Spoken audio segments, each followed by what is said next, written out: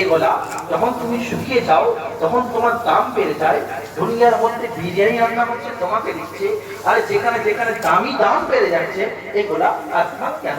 এর রাজ কি আছে? এর রাজ কি আছে? তো গোলাপ বলে আরে জগতের মধ্যে সমস্ত চারা দিয়ে সৃষ্টি, চারা দিয়ে সৃষ্টি। আমি গোলাপ, আমার রাস্তা একটু আলাদা। আমি গোলাপ, আমার রাস্তা একটু আলাদা। কি রাজ?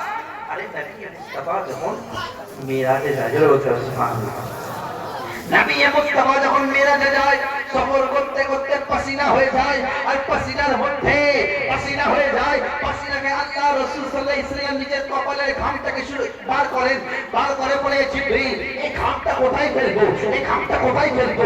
জিবরিল বলে ইয়া রাসূলুল্লাহ সব তো আপনার জন্য, আপনার যেখানে ইচ্ছা সেখানে ফেলেন। তো জিবরিল আমিনের কথা শুনে আমার রাসূল সাল্লাল্লাহু আলাইহি ওয়াসাল্লাম নিজের পেশানির ঘাম মোবারক জমিনের মধ্যে ফেলে, তো জমিনের মধ্যে পড়ে, তো 12টা ফোঁটা পড়ে।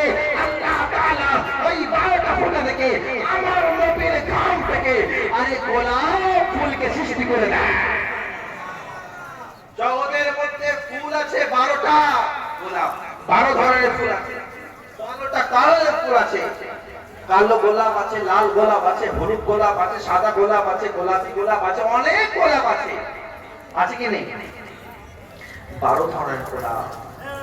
अब समीरुल इस्लाम कहता है গোলাপ টা কি থেকে তৈরি? কি থেকে? নবীর ঘাম থেকে।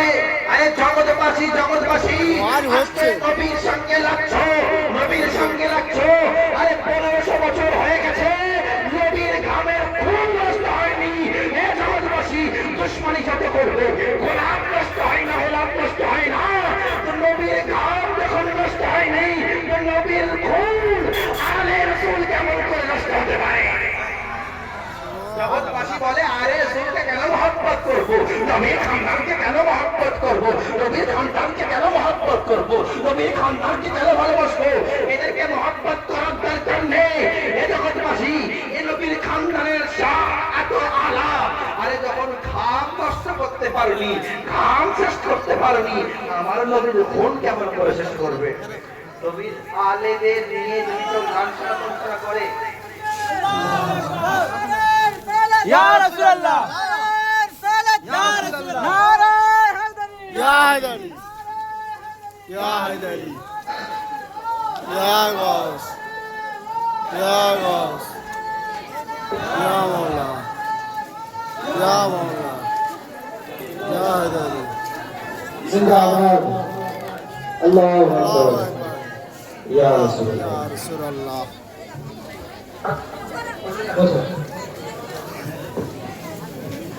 বসুন বসুন, আপনারা সবাই বসুন,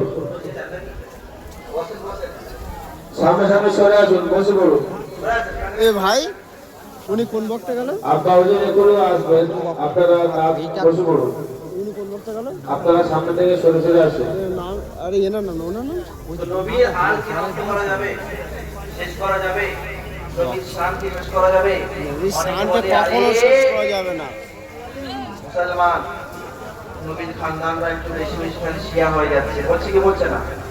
হ্যাঁ, এরা একটু বেশি শিয়ার কিছু আছে না না। আরে নবীর খানদান যদি শিয়া হয়ে যায় তা জগতের মধ্যে মুসলমান থাকবে?